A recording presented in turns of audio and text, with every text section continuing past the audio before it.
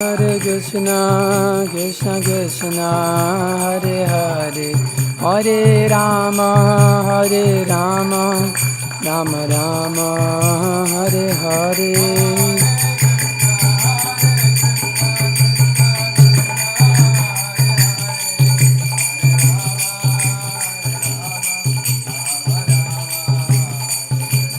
Hare Krishna, Hare Krishna, Krishna Krishna, Hare Hare, Hare Rama.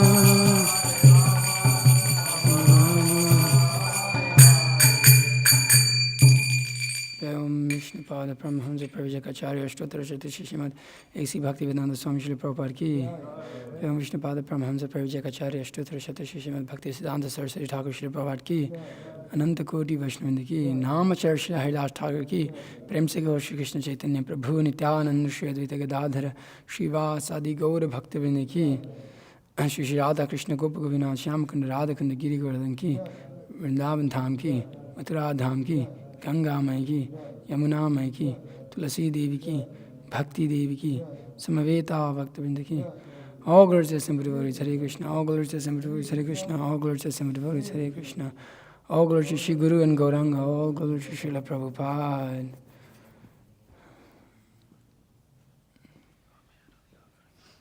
I think probably have Nali do it. Nali can do it. Nali, you can do the offering. Sorry, I didn't send the schedule out. Okay. Om Namo Bhagavate Vasudevaya.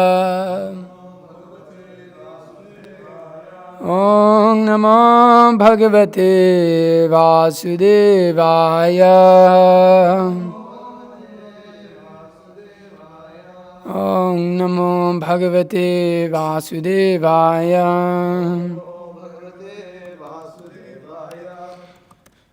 Okay. Reading from chapter 2, Canto 2, text 9, chapter 9, text number 6. Okay, once it comes up, then we can.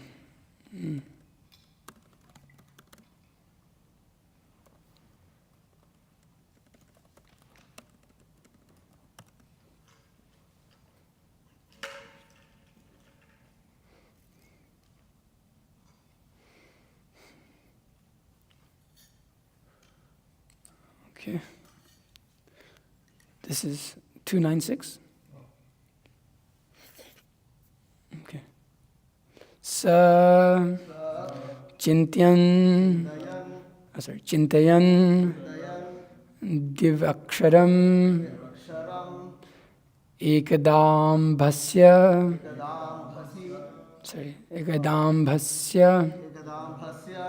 Upashrunad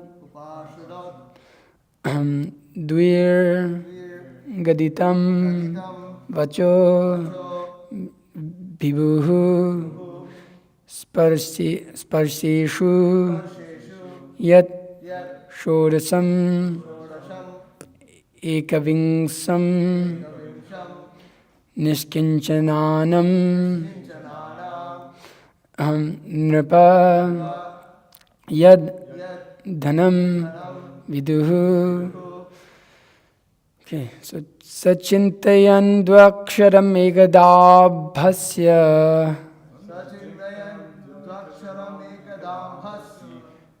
Is that Ekadabhasi? Okay, so I'll say it again. Sachintayan Dvaksharam Ekadabhasi. Upashuno Dvirgaditam Vacho Bhibhuhu. Sparseshu Yat Shodasham Ekavingsham Niskinchananam Nripayadhanam Viduhu. Sachintayan Dvaksharam Ekadabhasi. Upashuno Dvirgaditam Vacho Bhibhuhu. Sparseshu Yad Shodasham Ekavingsham Niskinchananam nripayadhanam vidhu Sachintayandu ekadabhasi Upashinondvirgatitam vacho vibhu Sparseshu yad shodasham ekavinsham Niskinchananam nripayadhanam vidhu. Please repeat. Sachintayan dvaksharam ekadam bhasi Upashano dvirgaditam vacho vibhu Sparsheshu yad shodasham ekavimsham Nishkinchananam nripayadhanam vidhu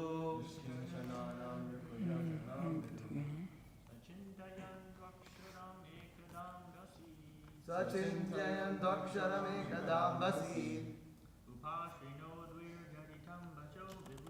Upashano dvirgaditam vacho vibhu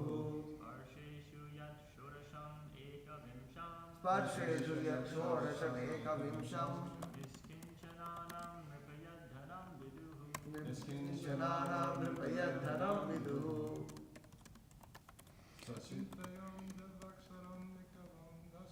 Sachintayan dvaksharam ekadam bhasi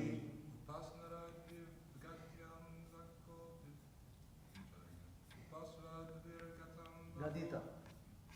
Yeah. Vacho. Upashano dvirgaditam vacho vibhu Sparsheshu yad shodasham ekavimsham Nishkinchananam nripayadhanam vidhu Sachintayan dvaksharam ekadam bhasi Sachintayan dvaksharam ekadam bhasi Upashano dvirgaditam vacho vibhu Upashano dvirgaditam vacho vibhu Sparsheshu yat shodasham ekavimsham Sparsheshu yad shodasham ekavimsham Niskinchananam nripayadhanam vidhu Nishkinchananam nripayadhanam vidhu Mataji.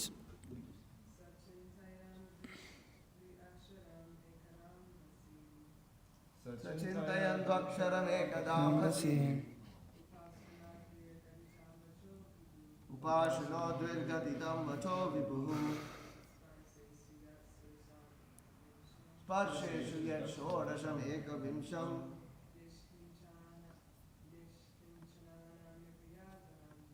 Nishkinchananam nripayadhanam vidhu Okay.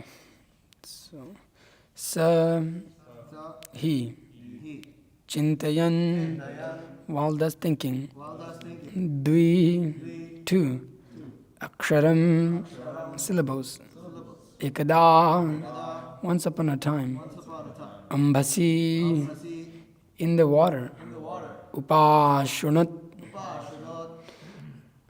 heard it nearby, Dvihi, twice, Gaditam, uttered, Vachaha, words, Vibhuhu, the great, Sparsheshu, in the sparsha letters, Yat, which, Shodasham, the 16th, Ekavinsham, and the 21st, Niskinchananam, of the renounced order of life. Nripa, O king. Yet, what is? Dhanam, wealth. Viduhu, as it is known. While thus, translation and purport by His Divine Grace, A.C. Bhaktivedanta Swami Srila Prabhupada Ki Jai. While thus engaged in thinking in the waters, Brahmaji heard twice from nearby two syllables joined together. One of the syllables were taken from the 16th and the other from the 21st of the Sparsha alphabets, and both joined to become wealthy of the renounced order of life. Purport. In Sanskrit language, the consonant alphabets are divided into two divisions, namely the Sparsha Varnas and the Talavya Varnas. From Ka to Ma, the letters are known as the Sparsha Varnas, and the 16th of the group is Ta, whereas the 21st letter is Pa. So when they are joined together, the word Tapa, or penance, is constructed. This penance is the beauty and the wealth of the Brahmanas, and then renounced order of life. According to Bhagavata philosophy, every human being is meant simply for this tapa, and for no other business, because by penance only can one realize his self. And self-realization, not sense gratification, is the business of human life. This tapa, or penance, was begun from the very beginning of the creation. And it was first adopted by the Supreme Spiritual Master, Lord Brahma. By tapasya, one can get the profit of human life. And not by a polished civilization of animal life. The animal does not know anything except sense gratification in the jurisdiction of eat, drink, be merry, and enjoy. But the human being is made to undergo tapasya for going back home, back to Godhead, back home. When Lord Brahma was perplexed about how to construct a material manifestation in the universe and went down within the water to find out the means and the source of his lotus seat, he heard the word tapa vibrated twice. Taking the path of tapa is the second birth of the desiring disciple. The word upashrunot is very significant. It is similar to upanayana, or bringing the disciple nearer to the spiritual master for the path of tapa. Wow. So Brahmaji was thus initiated by Lord Krishna, and this fact is corroborated by Brahmaji himself in the book, the Brahma Samhita. In the Brahma Samhita, Lord Brahma has sung in every verse, Govindamadi Purusham Tamaham Bhajami. Thus Brahma was initiated by Krishna mantra, by Lord Krishna himself. And thus he became a Vaishnava, or a devotee of the Lord, before he was able to construct the huge universe. It is stated in the Brahma Samhita that Lord Brahma was initiated into the 18-letter Krishna mantra, which is generally accepted by all the devotees of Lord Krishna. We follow the same principles because we belong to the Brahma Sampradaya. Directly in the disciplic chain, from Brahma to Narada, from Narada to Vyas, from Vyas to Madhva Muni, from Madhva Muni to Madhavendra Puri, from Madhavendra Puri to Ishvara Puri, from Ishvara Puri to Lord Chaitanya, and gradually to His Divine Grace, His Grace Bhaktisiddhanta Saraswati, our Divine Master, and of course, Bhakti, and then A.C. Bhaktivedanta Swami, Prabhupada. And one who is thus initiated in the disciplic succession is able to achieve the same result or power of creation. Whew. Chanting of this holy mantra is the only shelter of the desireless, pure devotee of the Lord. Simply by such tapasya or penance, the devotee of the Lord achieves all perfection like Lord Brahma.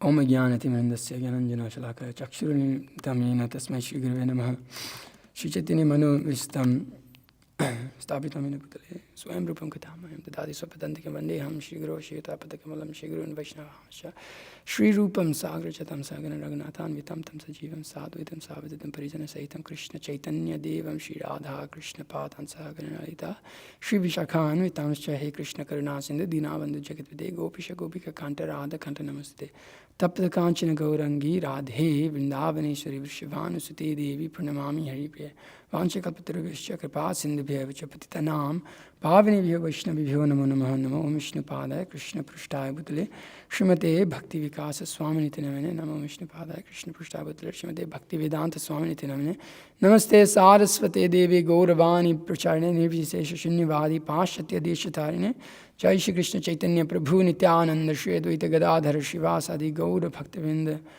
Guru Hare Krishna Krishna Krishna Hare Hare Hare Rama Rama Rama Hare Hare Guru Vaishnava Bhagavan Tinir Smarana Hoy Vikna Vinasha Anayase Hai Vanchita Nija Vanchita Puran Jnanananda Mind Nirmashpati Adaram Sarva Vidyanam Hayagrivam Pasmahe.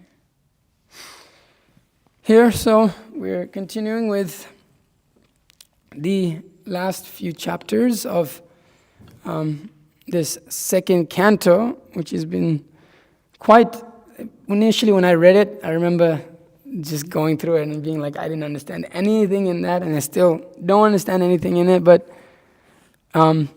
over time, now we're discussing all of this, and we're able to see it in proper light, and hearing from my own spiritual master over the years, and getting some knowledge of Krishna conscious philosophy. When we go into these things and we speak about this, and you read this purport, and it completely blows your mind, and it completely, like, you can start to experience the ecstasy of what Shastra has to present, what Srila Prabhupada has to present. Because I don't remember reading this in my, I read this in 2018, like second canto in 2018. And I remember going through it, and it took me a long time just because, like, I just didn't like, especially some of the middle parts, a lot of creation, and just couldn't understand it at all. But now that we've been discussing it, it's like I'm realizing how relishable actually it is. As Prabhupada says, often the whole Bhagavatam is relishable. Every word, every single word in the Bhagavatam is relishable. So one realization that I've had over the years is that to the extent we become more Krishna conscious, we start to relish the Srimad Bhagavatam more. We start to relish the purports of Srila Prabhupada more and more and more. This is the side thing that I wanted to mention, just because just reading through this, and I was reminded when I read through the second canto, and I was just like, oh, this is hard to get through because there's just no taste there, no understanding there. But then coming to something, by the grace of my spiritual master and the Vaishnavas, we can start to understand how deep this knowledge is, how important this knowledge is in our life, how it's helped us come out of the ignorance that we are so deeply in. So here we're starting to study or speak here of our Param Guru, who is Brahmaji. As you can see here next to Srila Prabhupada on the left is Brahma receiving the transcendental knowledge from Krishna himself. He's studying the Vedas. And so we here start to understand Brahmaji is not that Lord Brahma, he just got all the knowledge in the world, just like that. He was born and he got everything, and that's all. But here we start to see the requirement for devotional service. We start to see the prerequisite for devotional service, for pure devotional service. What is being talked about here, as this is tapa, as Prabhupada is describing the sparsha varnas and the talavaya varnas. Do I understand all this, the constant alphabets of the Sanskrit language? We learn this kaka, gaghama. There's this. That's like the first lines, kaka, gaghama. So, what is it? Kaka, no, okay, it's not ma. See, even I forget. So, and I studied that a long time ago. But this letters from the alphabet that are there, somehow the Prabhupada describes here that the 16 groups is called ta, whereas the first 20 letters is called pa, 21st letter is called pa, and they combine together to form the word tapa, which is penance. And Prabhupada says this penance is the beauty and the wealth of the Brahmanas and the renounced order of life. So penance in general, austerities in general, especially in this modern age, is practically unheard of. The idea of austerity itself is frightening to people. That I have to undergo some difficulty in order to get something. That the idea is that you should undergo no difficulty. That everything should be handed to you on a silver platter. That's how we grow up in the at least growing up in Western civilization to my whole youth. That's what we're taught. That everything should be perfect. Everything, you should be able to have everything in your life, and then you'll be happy.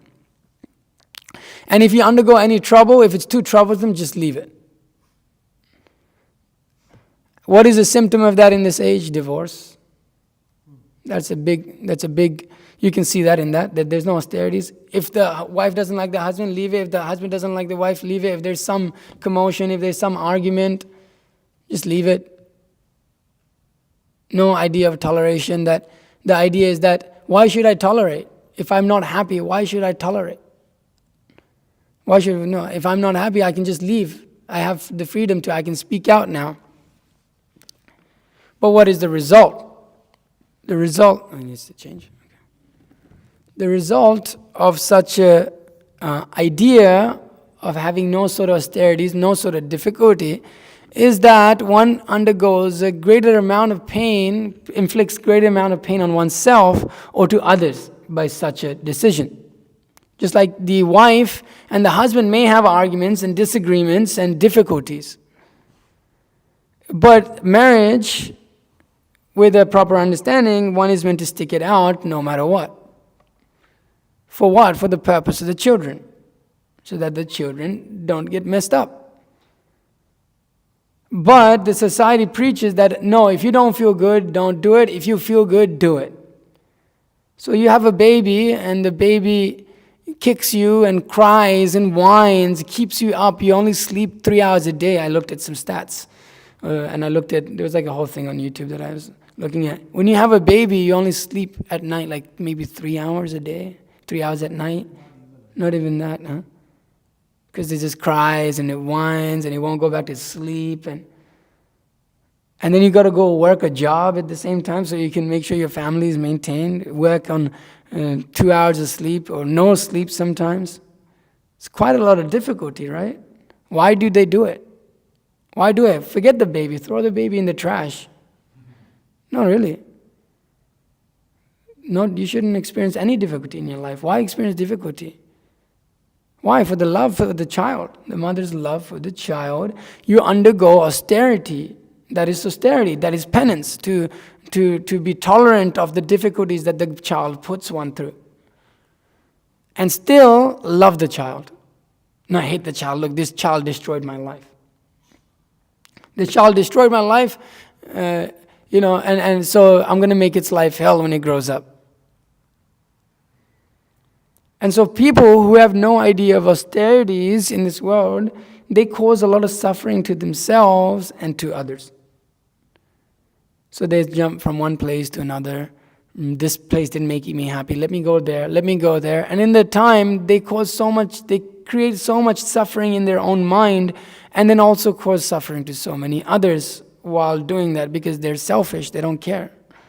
It's my enjoyment. I should enjoy. I was having this argument for like some amount of time, and this person just couldn't understand that one should undergo some austerity for the happiness of others or for the happiness of someone else. That not everything is wonderful in life. Sometimes there's difficulties within marriages. There's difficulties within different aspects of life. But I don't want to undergo that. I just want to be happy. That's all I care about. Everything should be perfect for me. That's the idea. If it's not perfect for me, then let me just leave the situation. And within that perfect situation, it should be my ideas.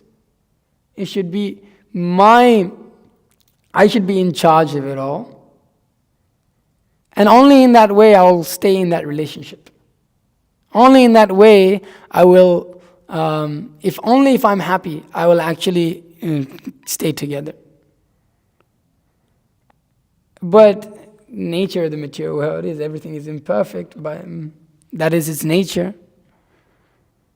And we cannot tolerate that. Therefore, if the husband is undergoing some difficulty, and between the husband and the wife there's some commotion, and sometimes you gotta understand some bad things happen, and so, it's all bad, I'm done. No level of austerity of thinking. That's why most people nowadays can't understand how a wife would even stay with the husband. Sometimes even the husband wasn't so nice in the past. Because there was the understanding of duty, there was an understanding of austerity. It's like, yes, I'm doing this for the sake of my children. I'm doing this for the sake of Dharma, to uphold Dharma, to transgress dharma, to not perform sinful activity which I'll have to suffer for later. So let me undergo this austerity, it's my karma.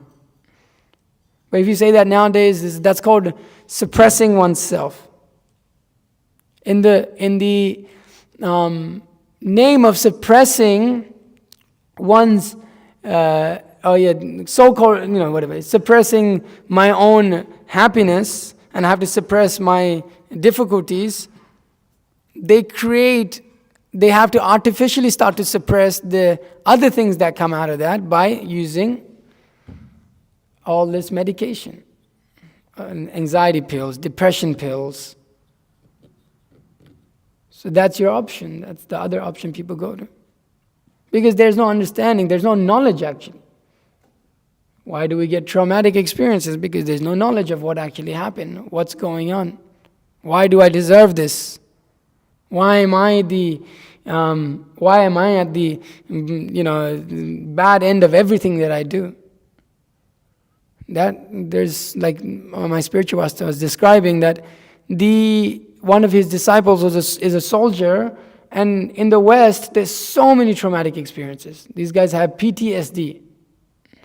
But in the East you didn't see that. You didn't see that. Why? Because they understood the nature of life. There was knowledge there. There was knowledge why these things are happening. Karma, they understand karma. Just like one is only scared in darkness because he doesn't know what is around him. That is a very difficult situation. But if he knows, if there is light, he understands, then for him he knows what is going on. He doesn't have to be worried. He doesn't have to be scared. He can see where to go, what to do. So when one doesn't develop a proper understanding of life, he doesn't know he does not understand what is the purpose of austerity, that he should undergo austerity. So when difficult things come about, they are not willing to take any sort of difficulty, and they become also traumatized by those difficulties that come. Because they just don't know what to do, how to deal with it, how to understand it.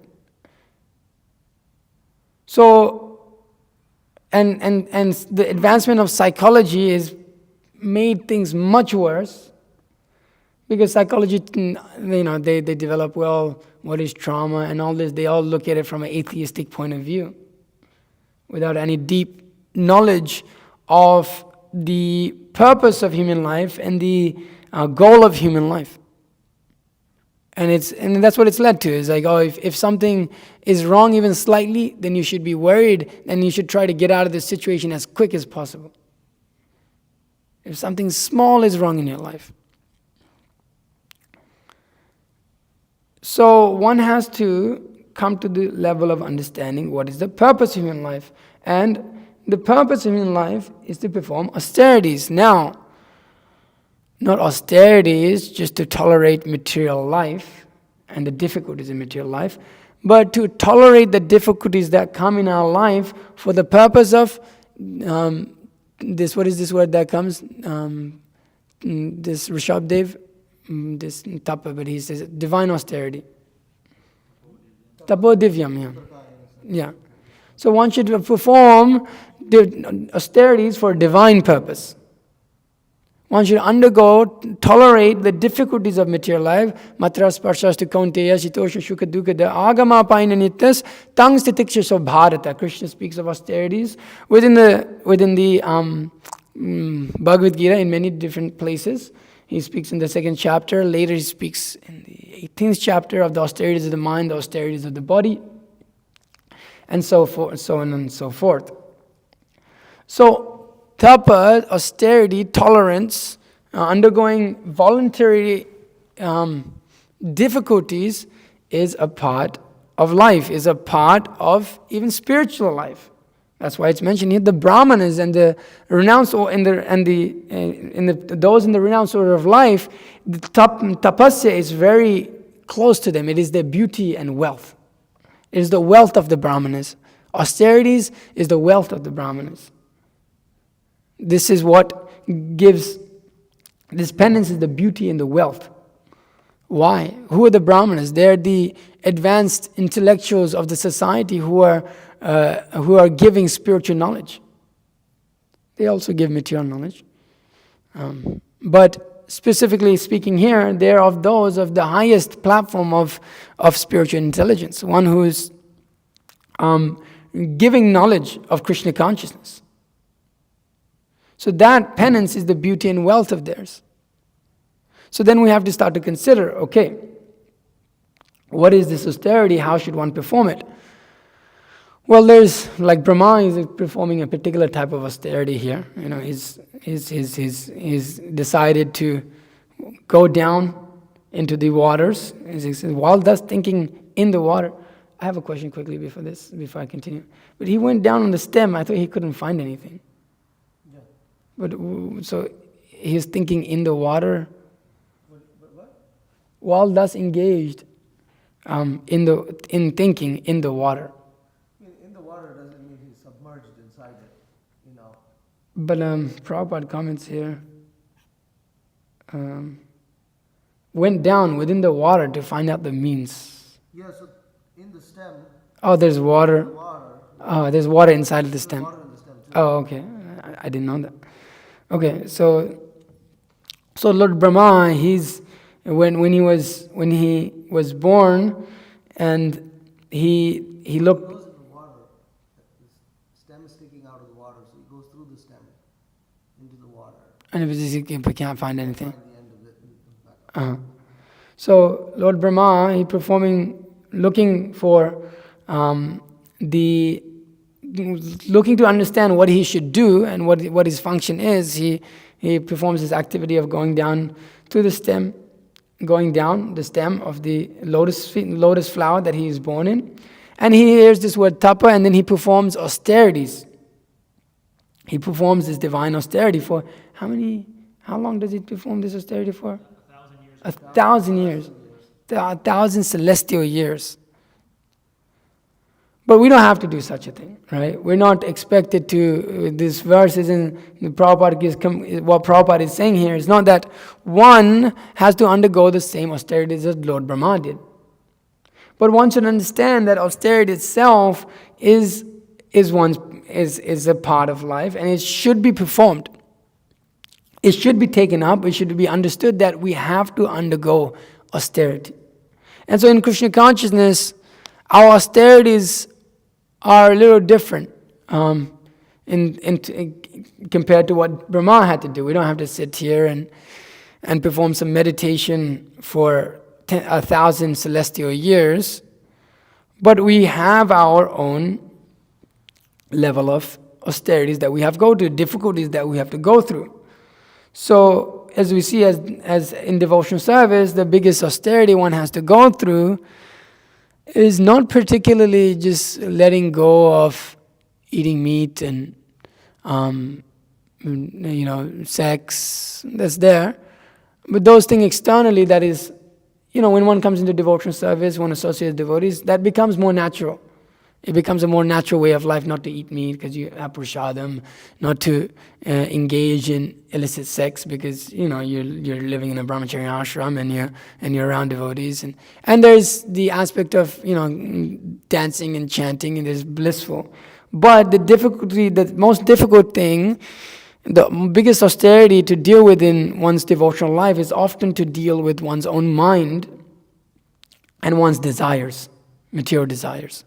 They're very deeply rooted in the heart of the living entity, almost as though it is the inherent nature of us to chase after sense gratification. It's almost become the inherent nature of the living entity to chase after sense gratification. We've just been doing it for so long, it seems like an eternal quality of the living entity. It seems like a quality of ours, our intrinsic quality to chase after material, to chase after material enjoyment. But you can understand it's not, because obviously it's not satisfying, so it doesn't ever end. So, in the path of devotional service, path of devotional service itself is very difficult because of the weeds that come up in the garden of devotion, in the garden of bhakti. One's bhakti lata bija. This is the tree of devotional service, the creeper of devotional service, and that one is meant to water. But in the garden, if you have a garden before, there's also many creepers around that. And these creepers aren't particularly external. They're not, the externals isn't so,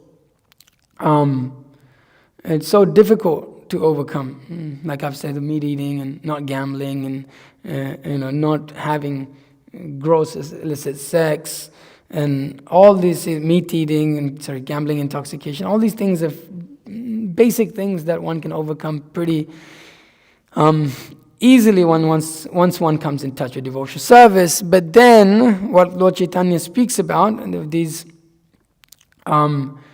the creepers, unwanted creepers, the weeds that choke up the devotional creeper, he speaks about that. Sometimes unwanted creepers, such as the creepers of desire for material enjoyment and liberation from the material world, grow along with the creeper of devotional service. The varieties of such unwanted creepers are unlimited. Some unnecessary creepers growing with the bhakti creeper are the creepers of behavior unaccepted for those trying to attain perfection. Diplomatic behavior, animal killing, mundane profiteering, mundane adoration, and mundane importance. All these are unwanted creepers. So Prabhupada comments, there is a certain pattern of behavior prescribed for those actually trying to become perfect. In our Krishna consciousness movement, we advise our students not to eat meat, not to gamble, not to engage in illicit sex, and not to indulge in intoxication. People who indulge in these activities can never become perfect. Therefore, these regulative principles are for those interested in becoming perfect and going back to Godhead. Kutinati, or diplomatic behavior, cannot satisfy the Atma, the soul. It cannot even satisfy the body or the mind. The culprit mind is always suspicious. Therefore, our dealings should be straightforward and approved by Vedic authorities. If we treat people diplomatically or dupliciously, our spiritual advancement is obstructed. Jiva Hingsa refers to killing of animals or the envy of other living entities. The killing of poor animals is undoubtedly due to envy of those animals. The human form of life is meant for understanding of Krishna consciousness, tato brahma jigyasa, for inquiring about the Supreme Brahman. In the human form, everyone has a chance to understand the Supreme Brahman. The so-called leaders of human society do not know the real aim of human life and therefore busy with economic development. This is misleading. Every state and every society is busy trying to improve the quality of eating, sleeping, mating, and defending. This human form of life is meant for more than these four principles. Eating, sleeping, mating, and defending are problems found in the animal kingdom, and the animals have solved these problems without difficulty. Why should society be so busy trying to solve these problems?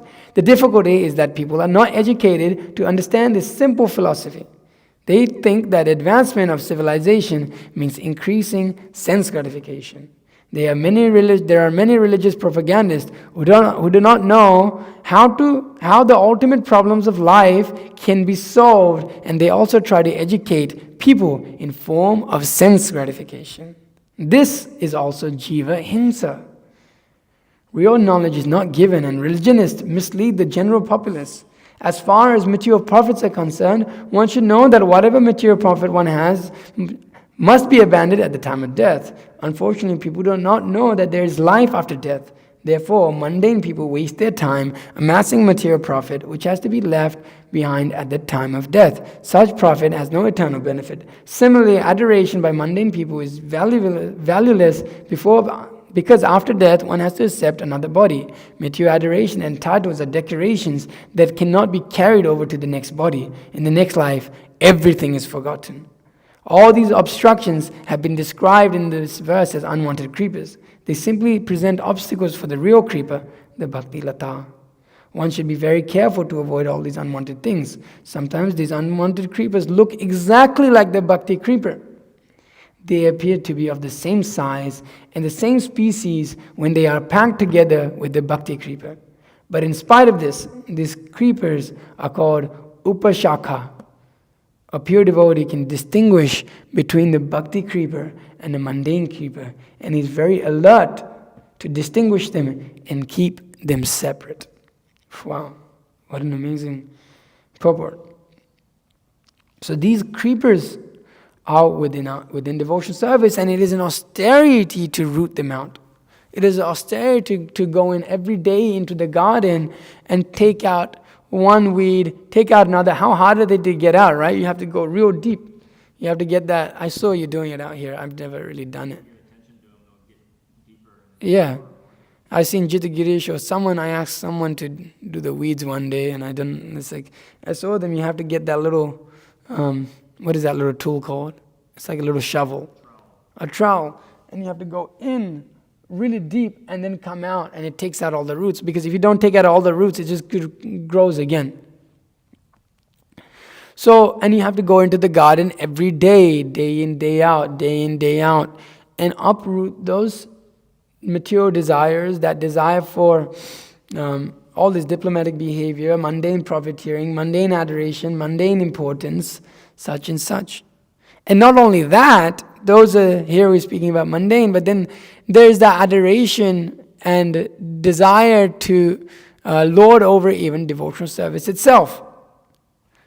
So there's many aspects to this Nisarachar Kutinati Jiva Himsa. It has multiple aspects. There's one of detachment from material life in general, but then when one comes into devotional service, then there's a whole bunch of other stuff too, which are even, you could say, even more difficult to overcome sometimes.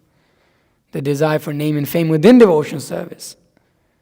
The desire for being seen as a pure devotee, or being seen as a great person, wanting that recognition. Oh yes, I'm a great person, I have done great things. These are all creepers of devotional service. They choke up the tree. They choke up the creeper. And so, as Prabhupada is commenting in this purport here, that this penance, that this penance here is the wealth of the Brahmanas, but more than that, here Prabhupada is saying that by this tapa, one gets very close to the spiritual master. So to go out and to uproot these weeds of devotional service is tapas, is austerities. To control your mind, and what is that austerity? To chant your rounds with attention, that's austerity. It is austere to do that if you've tried it, to sit there and go, I'm just going to only listen to the holy name and not think about anything else. It's very austere. It's austere to sit down and just be absorbed. Okay, now I'm just going to use this time, not do anything else, and just read this book. Not think about anything, just be absorbed in reading this book. It's austere to regulate oneself, to go to sleep on time at night. It's austere to get up early in the morning. It's austere to do all of these things. It's easy to just eat, drink, be merry, and enjoy. And it's easy to preach that also, just like Prabhupada is saying it in the other purport, that many religious propagandists who do not know how the ultimate problems of life, how the ultimate problems of life can be solved, they also try to educate people in the form of sense gratification. Yeah, what is the Christians say? Just believe in Jesus, and as long as you believe, you can enjoy everything else. You can do everything else. The world is created the God has created the world for us to enjoy. There's no question. They don't understand all these things. How sense gratification puts a complete choke on the creeper of love of God. How this desire, and if you actually examine this, these are all things that are unwanted, but you will see this as a quality of those who are the religious propagandists. Diplomatic behavior, animal killing, mundane profiteering, that's what the church is about. Yeah, let's give some food to the homeless. No understanding of the soul and how the soul can be benefited. Mundane adoration and mundane importance. What did the Christians give importance to? The prosperity Bible. What do the Muslims give importance to? How many virgins can I have sex with in heaven? So this is not understood by those who are influenced by the mode of ignorance, even within religion. Real knowledge is not given, and religionists mislead the general populace. This is jiva himsa. This is violence against the living entity. To not give proper knowledge of who the soul is, what the soul is, what is matter, what is spirit, who is God.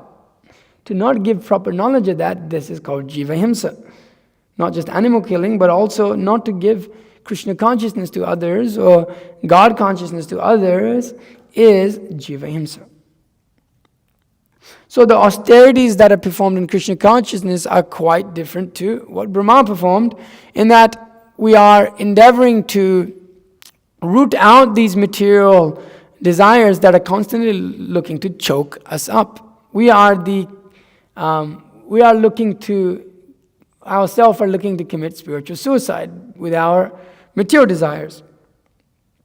So therefore, here, even in this purport, Prabhupada mentions that one, by undergoing some of these austerities, it is similar to upanayana, or bringing the disciple near to the spiritual master for the path of tapa.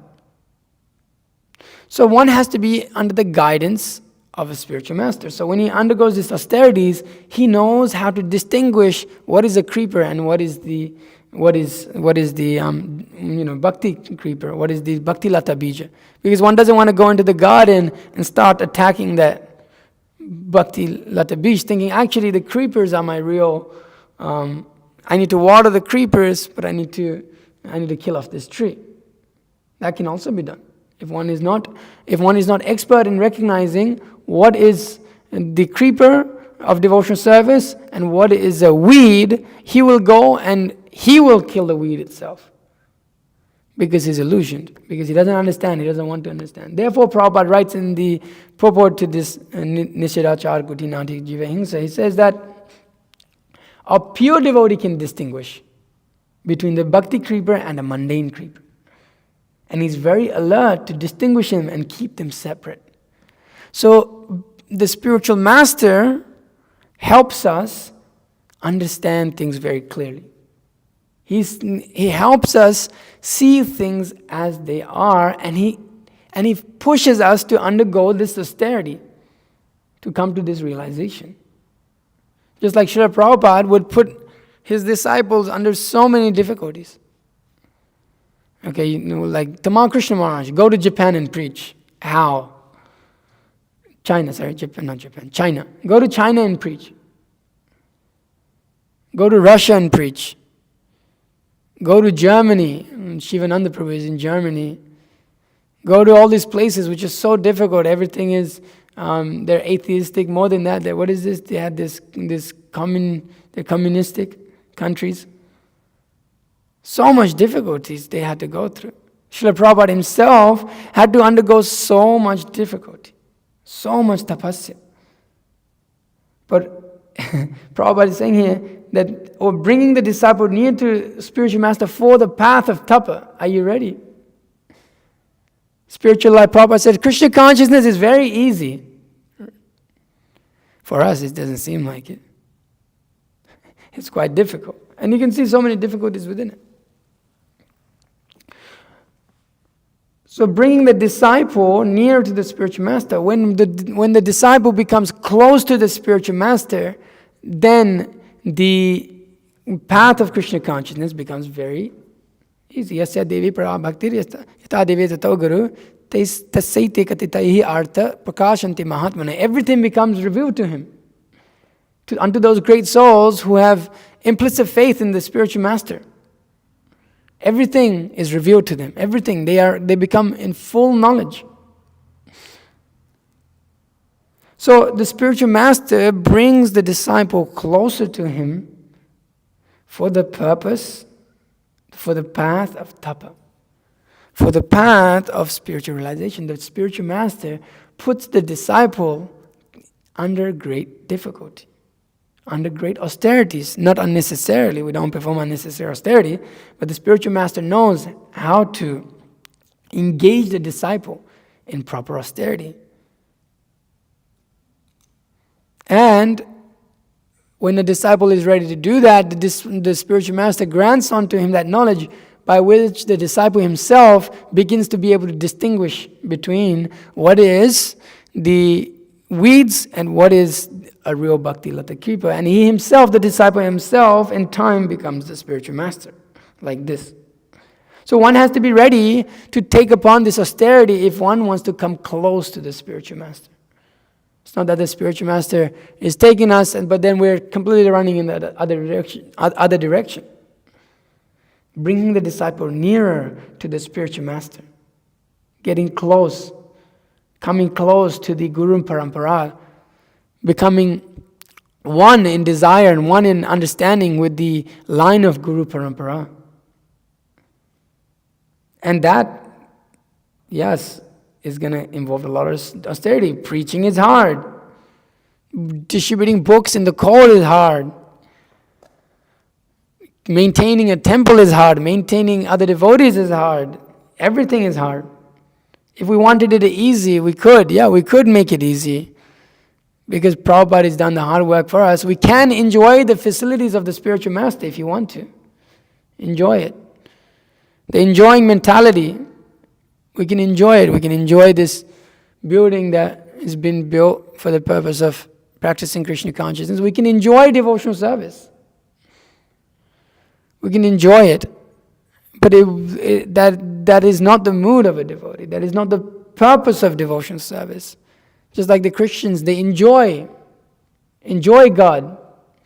Enjoy the facilities given by God. But the disciple or the proper candidate of spiritual perfection does not think like that. He says, how do I undergo difficulties that will benefit others? Just like Brahma, by undergoing great difficulty, he got the whole Vedas. He gave the knowledge of the Vedas, and he was able to hand it to Narada, then to Vyas, and such, as Prabhupada describes here. And because of his austerities, we were able to have this knowledge like we do now. So a person who's looking for spiritual perfection, he has to be ready for this path of austerities. He has to be ready to undergo the difficulties that come in devotional service, the intense difficulties. Like my favorite painting of all the paintings that are in here, and it's really wonderful, and there's no doubt about that. But it's Gajendra. My favorite painting is Gajendra, and I tell this to many devotees, because it presents it just presents my position, at least in just what I'm in the current situations that we're in the material world, is that. And it's so amazing, like how that painting portrays every aspect of our life. The struggle, and you can see that the struggle for existence in the way that the water is being painted. You can see the material enjoyment that we desire in the way that the place has been painted. Look how wonderful that place is.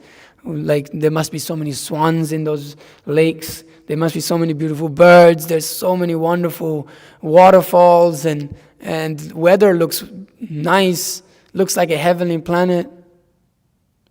And then the attachments that are there to family, home, place, country, one's bodily identification.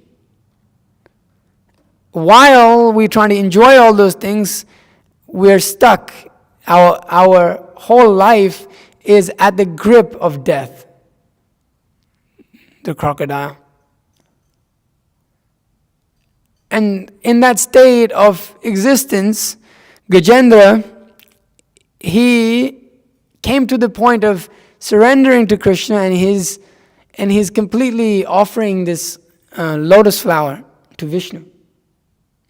It's quite a lot of austerities to fight that battle with that crocodile for 10,000 years.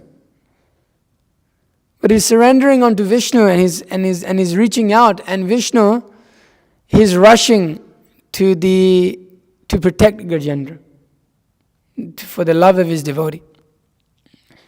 So by undergoing so many austerities in our difficulties, in this material world, performing devotional service, we've been lucky enough to come to the point of being able to offer a flower to Vishnu, to Krishna. That yes, I'm struggling. There's no doubt about that. At every moment there is struggle. But we are offering our life and our desires and all these things onto the lotus feet of Vishnu. We are offering that.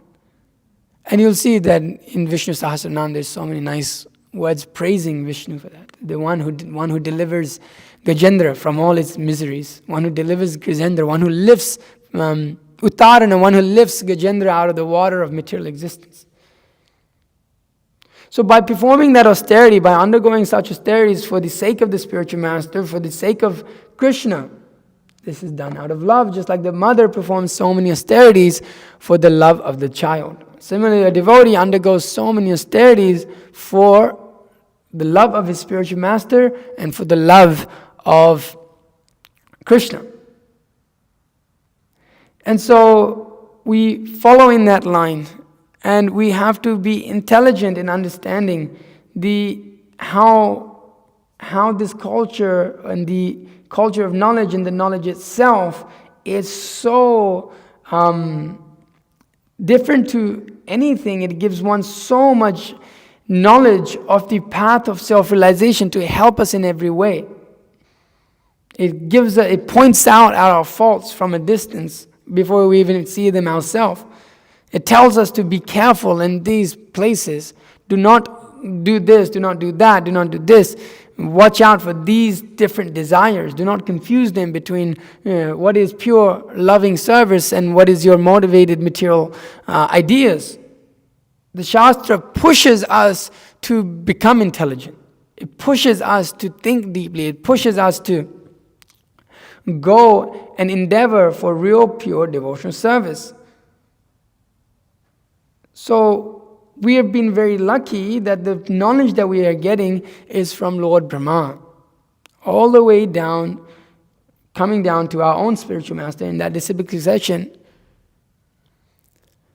which is not available anywhere else. Such complete knowledge of how to perform devotional service in such a way that Krishna becomes happy, that God becomes happy, not that so we can enjoy. Not so that we are the center of the enjoyment. This is if you examine other philosophies, if you examine other religions, that is the center of their religion actually. Enjoyment is for me ultimately. That is called demoniac consciousness. That is the consciousness of a person who is bewildered by material nature. So we have to be free from these things. But as Prabhupada is saying, nobody teaches that. Nobody teaches that. Only looking to improve eating, sleeping, mating, and defending. If that is improved, then God is very happy with you.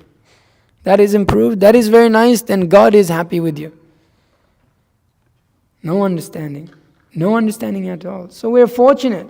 We're fortunate that we're pushed to undergo austerity, to understand austerity, divine austerity, and to come to realization. Because if one does so, as Arjuna says in the Bhagavad Gita, that so many other great sages, by undergoing these rules and regulations of devotional service, have attained perfection. So similarly, we've seen in our own lives, we've seen our own spiritual master, we've seen other great devotees who have performed this devotional service with proper understanding. You can see that they radiate Krishna consciousness. Just by their presence, your consciousness changes. Just by their presence, you can see detachment from the material world and attachment to Krishna. It's visibly seen. It's visibly seen. And that's not too far in the distance for us also. It's not too far. It's within this lifetime. Yes, it's probably 40 years, 50 years down the line. But that's not so far. It's pretty close. We're pretty close. We're closer than we've ever been before. Our spiritual master is bringing us closer and closer and closer. But we have to be ready.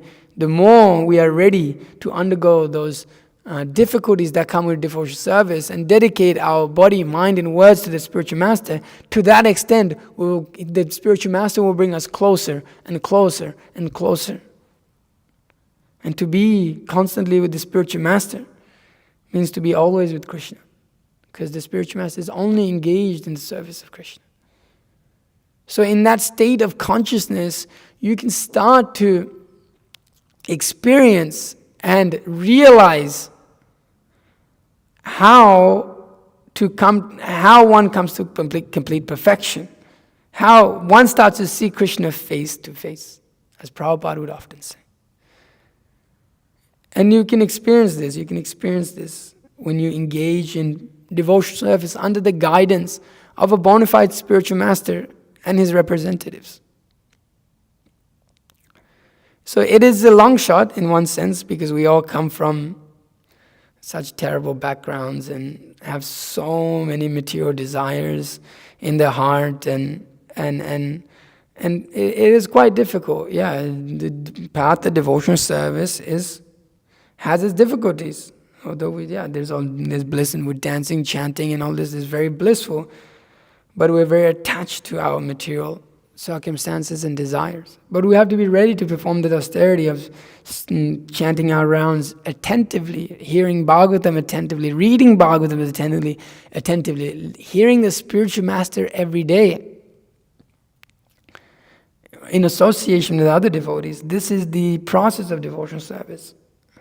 And so by doing it, one who is thus initiated in the disciplic succession is able to achieve the same result or power of creation. Chanting of the holy mantra is the only shelter of the desirous pure devotee of the Lord. Simply by tapasya or penance, the devotees of the Lord achieve all perfection like Lord Brahma. So chanting the holy mantra is the only shelter of the desirous pure devotee. And so we tolerate all other things. We perform tapasya. We undergo difficulties for the sake of loving Krishna. This is called real love. We should not expect and desire everything is wonderful, everything is peaceful, everything so I can enjoy.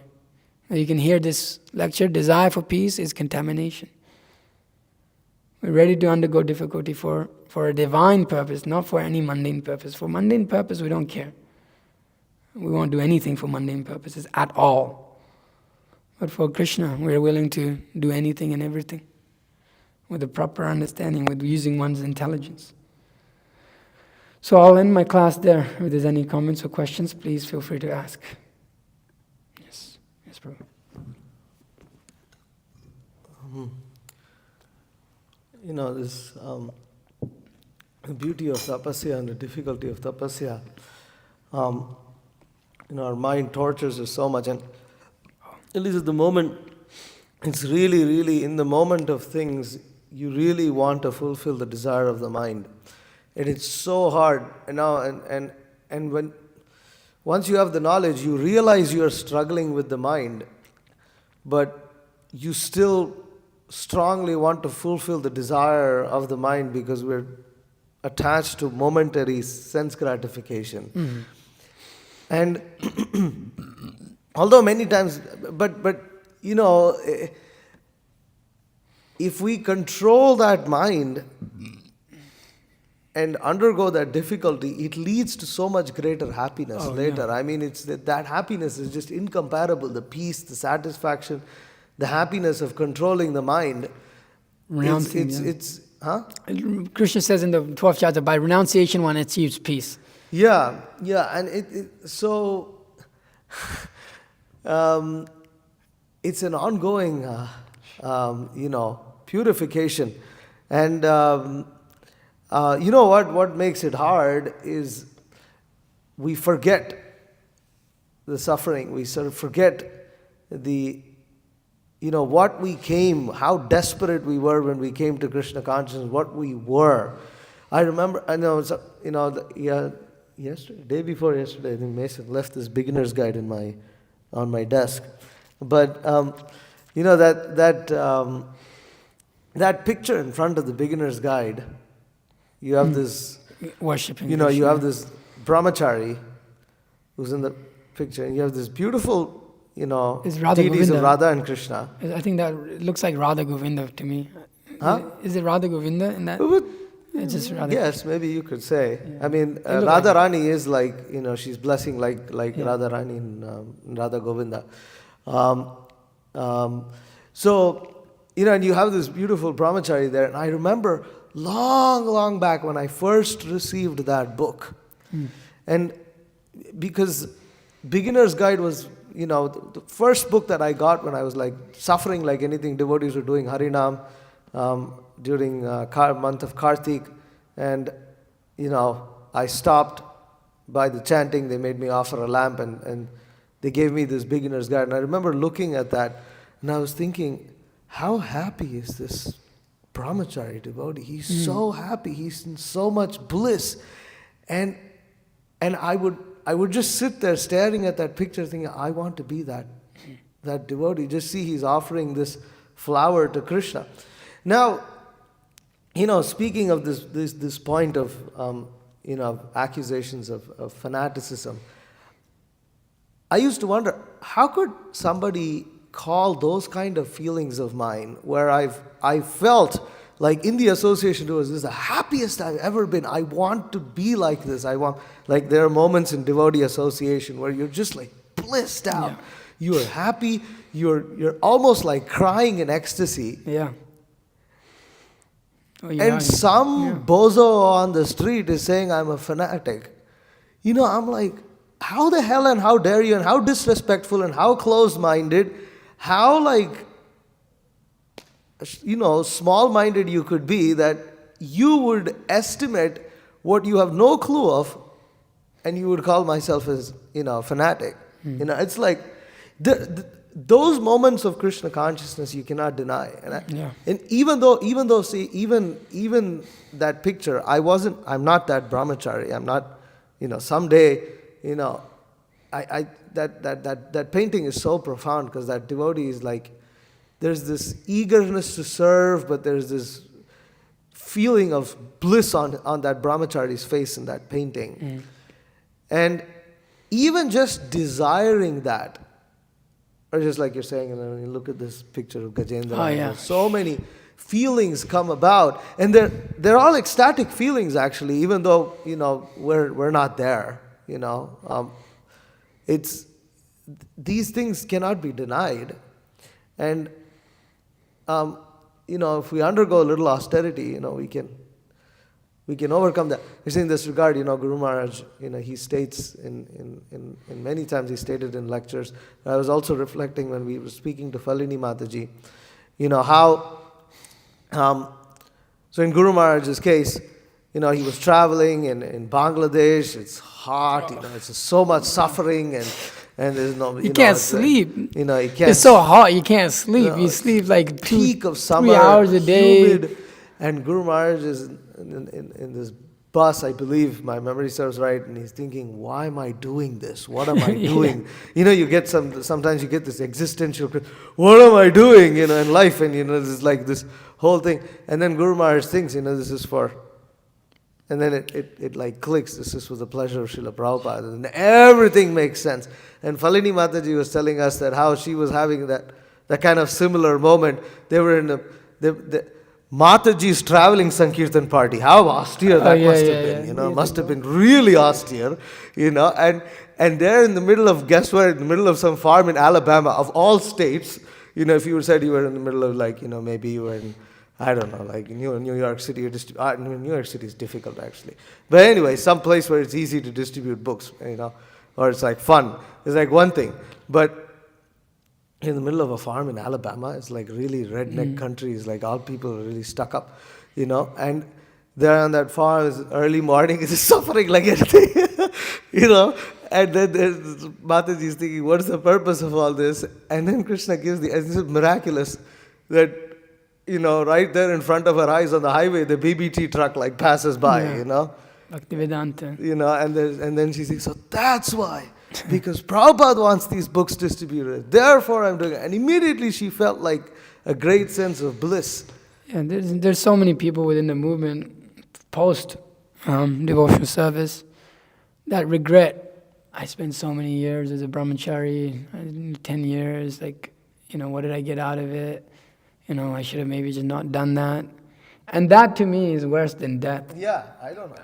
You know what I mean? Like, I hope in my life that whatever happens, like all the difficulties that we've undergone and done whatever it is, that I can always look back and go, I did that because I was dedicated to my spiritual master. It's not I did it because I was too young and I didn't know what I was thinking, and I did it because I was dedicated to this mission of Srila Prabhupada and to mission of my spiritual master, and that's one reason that I'm making it a point in my life to just stick it out. That's it, because I don't want to ever think like that.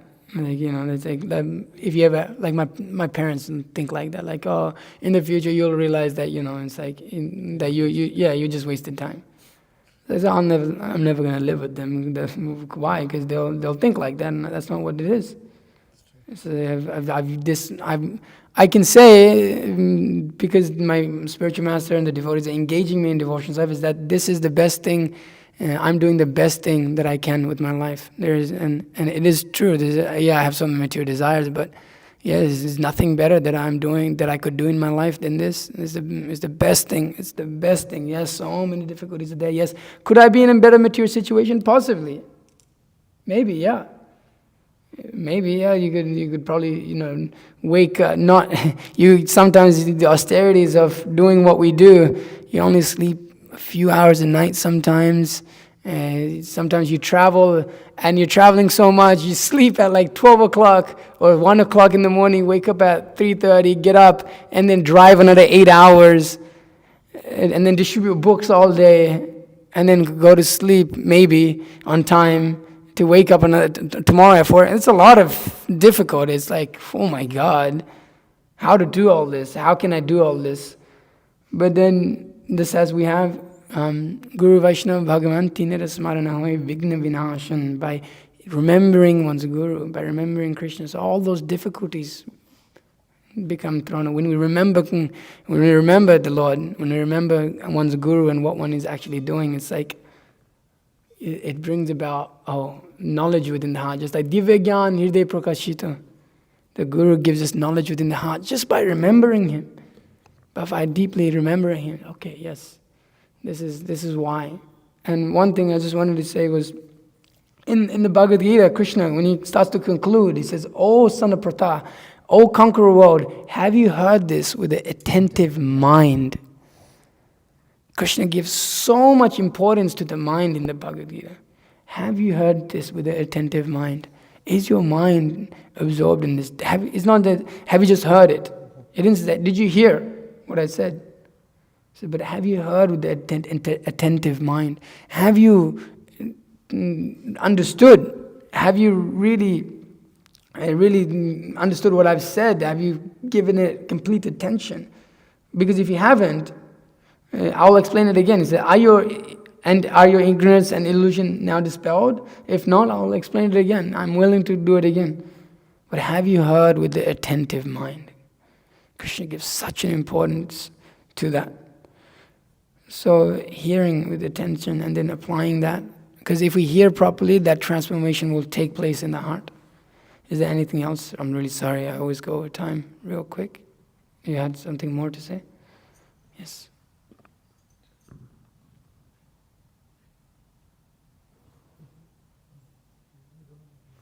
Yeah, so I definitely agree that chanting with attentiveness is a tapasya.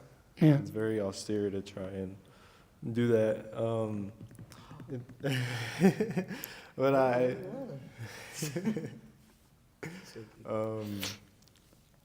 yeah, so like if I like presented this to like a normal karmi who knows nothing about Krishna consciousness or whatever, I was saying, by like chanting his names, the Lord is very pleased. Yeah, we don't do that. See, that's one of the we don't with the holy name. We're very careful in who we like explain it to. We can give it to everyone, But explaining the holy name, my question is Yeah. like, how would you go about explaining it? they have to be non-envious first. That's the qualification of actually, like, if somebody, okay, you're saying like, if you just tell someone you should chant this, Yeah, and they're like, no, why don't I just like do something else for devotional service instead? sure, okay, but then they have to be intelligent. They have to be willing to understand. They have to be willing to take the authority of the Vedas. They have to be willing to take some level of like understanding. It can't just be like, no, why? Because I don't want to. All right. Now what are we gonna do? Nothing. You just you do what you want. It's like, why you ask me then? Why am I doing this? Well, there's a purpose of why I'm doing this, because I'm not just doing this out of my own whim. This is the authority of the Vedas, which prescribe meditation, but they've recommended this in a particular way. So therefore we chant this holy name. What does it mean? Well, the purpose of it all is to understand and serve God and pray for service. So, but people can't accept that, and what can we do? So if they're like envious and we don't even tell them to chant the mantra. No, we tell them to chant the mantra, but it's like We don't explain the. we may not. That's like how I gave the explanation. It may not be so deep, and like we won't like particularly give like Krishna is non-different from his name and so much of this. Let chant. Why? Because it's good for you. It's good for you. You want to do meditation? Okay, chant. This is the authorized way of chanting in the Vedas, and you want to meditate? Okay, this is the way to do it. We let them hear, and they can chant also. Just like the Christians on the street, we make them chant. What's your name? Krishna, Gauranga. Make them chant the holy name. Most of them, if they're envious and not willing to take some understanding, they won't even chant anyways. Just like the Christians, sometimes they're really hell-bent. I'm not going to say it, I'm not going to say it, I'm not going to say it. Okay. So not everybody is going to agree to it, and all those weeds are so deeply rooted within their existence. So one has to, this is what can you do? You can't do anything for someone. You can bring the horse to the water, but you can't make it drink. Anything else? You have one question, and then after that. My first question was, I have two. My first one was, so you were talking about how you would never really want to live with your family because of the way. Yeah, in the future, yeah. Yeah, how they see it. A question that stemmed from that, last night I was talking to some of my friends on the phone, and it was hard, cause especially being in this environment, and you hear so much about material desires and detaching and all that stuff, and then you hear people talking about that stuff and being so attached to it. It's bro, it was so hard for me to just talk to them last night. And so the question is how do you address or handle having loved ones that are not on a path to higher consciousness? We try to benefit them, but we ourselves don't take their ideas. You see, that's what. Yeah. So, we have to be able to. First thing is we have to come to a proper understanding. Be able to distinguish what is material, what is spiritual, right? And then from there, we have to be able to, when we associate with others, or in the association of others, we do not take their principles as our principles. We're not mean to anyone. It's not that I still call my parents and talk to them and tell them how I'm doing and speak to them. But until they kind of transform themselves, it should, they may, and kind of understand that this is an important part of human life. And as long as they're not envious, but they have a proper conception on what is being done is my son is the highest benefit that he's doing to me. It's not a waste of time. You see, often what happens, why I said that was because we're brahmacharis, and often in our movement, what happens is the brahmacharis they finish the brahmachari ashram, and then they go and live in their houses again. with their parents. So in that situation, you're dependent on your parents. Now they say all these things and you practically can't do anything. And it's like quite disturbing. But in your case, you be nice to them. There's no need to like create like or be like, oh yeah, look, I'm better than you sort of thing. We don't think like that. We just understand it's not out. We're not on that path of materialism, and we're definitely not going to take their ideas along with us, and we want to practice those. So we practice our devotional service strictly, not caring for their misrepresentation or their false ideas of what is life. So we don't take their association. We give our association to them. So like in giving your association to them, like you, like try to influence them or not, like because you may not preach, like just like I don't preach to my parents. Yeah. I just don't preach because I know it's just not the right thing to do. It's just not going to work. I know. So I just be nice. It's like I used to have friends in university. I used to wear dhoti, kurta, have tilak like this, go to university like this. They never asked a question. And so I didn't particularly push them either. It was like I understood like where they were at. And I was like, okay, just be nice to them, that's all. So, give them prasadam. You see, that was my form of giving them what I could. Is devotees would make really nice, like cupcakes. And then I would go give them cupcakes and they would eat that. And then sometimes they would ask, and then I would like, tell them and whatnot, but I wouldn't particularly like, tell them, oh, you have to be Krishna conscious, like this, because they would never ask, and it was also like, it would make it really weird because they were just not into it, and there was only a few that asked, and I would like really talk to them about it. So this is the last part I'm gonna ask about that. So like specifically like with associating with them, like you know how you're saying be kind, and not like if you know they're not gonna take it in, not trying to preach it. So like how do you like if how do you help they want to have mundane conversations? Do you engage in the mundane conversations? Just be kind about it. Like that's what I'm saying. Like, yeah. Okay. So it's something more a little you're associating a little more with them. Yeah, I can answer maybe over breakfast. Yeah, she has a question, and then Mataji, you can put it on the floor. Yeah, just like you did last time. Yeah. All right. So maybe I missed the point, but like when it comes to pure devotees and them experiencing hardships and stuff, do they not like cry? Oh yeah. So I don't understand, like, how could you be a pure devotee if you also are disturbed by what you're going through? You know what I'm saying? Like, they're not disturbed, but it's not that it's difficult. See, when we go through difficulties, we think, oh man, you look out the window and see a girl and a guy walking by holding hands together, and they got smiles on their faces, and you're going, maybe should be like that.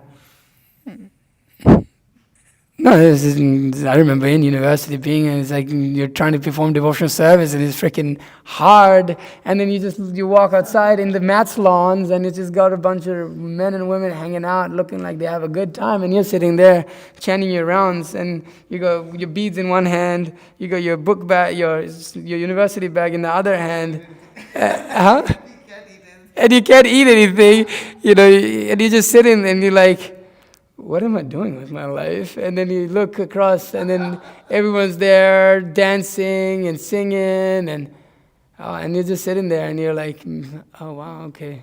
What did I get myself? Yeah, what did I get myself into? And but you're like dedicated to the practice, so you don't know what to do.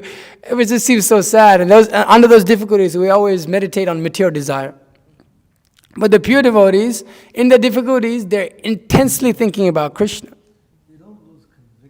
They never, they never lose conviction. And they also, just like you'll see, so many, let Kunti Maharani, let those difficulties come. I'm always thinking of Krishna in that way. So let more difficulties come. So pure devotees undergo difficulties too. There's a whole lecture my spiritual master gave on how the pure devotees undergo difficulties. And they Prabhupada, it's not that because he was pure, it was all external, but internally it was all bliss. No, he went under so much difficulty, it's true. But there's never an inch of deviation away from the lotus feet of Krishna for them. Nothing at all. everything is understood, everything is seen clearly. For us, it's just like you undergo difficulty and immediately you're like, can I do this in my life? Like, oh my God. So that's our position. But until we come to that pure devotion platform, that's going to be there. So yeah, like that. Does that make sense? Yes? Yep. I also think it's really interesting how deep-rooted our desires are because, like, for example, you know, somebody may really want to be admired and want approval and recognition for what they do, but then at the same time, I guess, like, for me, like, I don't want to give that up. You know, it's like, do we have to, like, I know I should give these things up. I know I shouldn't want these things, but I don't want to give them up. So, like, how am I trying to say? You know? What should you do? What should I do? You know, so, like, because I know in my heart I shouldn't, I know what I shouldn't do. I know what I shouldn't want, but it's like, my mind is like, you know, you do want this, you know? So it's like, if I keep having these desires, like, will they ever go, you know, like, Yeah. I don't know what I'm trying to say. Yeah. So there's, huh? Yeah. So one has to. That's where one's austerities comes. But one thing that I'll tell you that somebody told me, and it made a lot of sense, and that kind of helped me kind of live the life, you know, come into devotional service and try to just endeavor to do this for the rest of my life. Is like, yeah, you have so many material desires, but you have to learn how to deal with the mind. So you have to like learn how to trick the mind with your intelligence, with your spiritual intelligence. You have to learn how to say, okay, yeah, I have this material desire, but just hang on a sec. I have a lot of duties to attend to. I have a lot of work to do for my spiritual master and the devotees. Once I serve them, I will definitely serve you. And who does this come from? Haridas Thakur. The prostitute is there. She's Maya personified. The enjoyment of a man that he can just have right here. And she's presenting herself. Let me, enjoy me. Haridas Thakur is saying, let me finish my rounds. I'm so sorry. Once I finish my rounds, I'll definitely enjoy you. I'll definitely enjoy you. But I have to, right now, I just have to absorb my mind in like, just hearing the holy names of Krishna.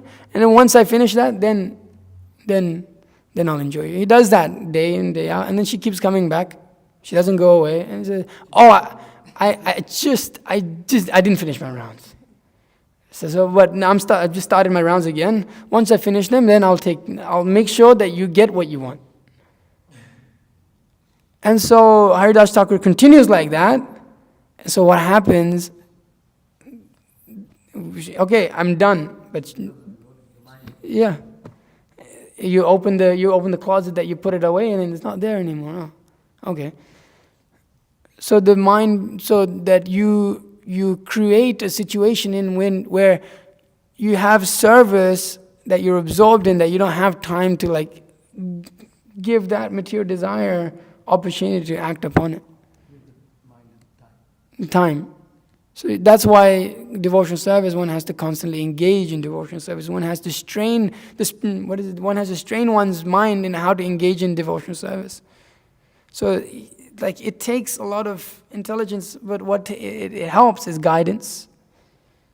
Like, that's why when devotees come in, you'll see in the Bhakti programs, like, now you're doing this, now you're doing this, now you're doing this, now you're doing this. Because when I was in university, it's like nobody was there to like tell me that, because you're in university and you're doing whatever the hell you want.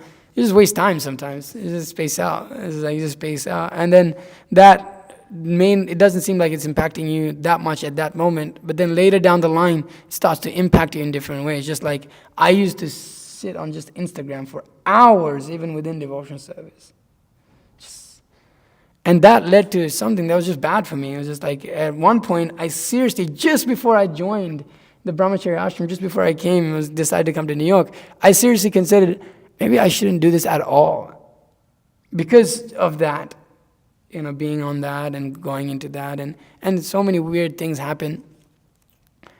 So it was just like, it brings about a great doubt when we start to engage in material life again. So you have to take a distance. You have to stop those things. Just like one advice: get rid of social media completely if you don't have to. Like if it's not a part of your service.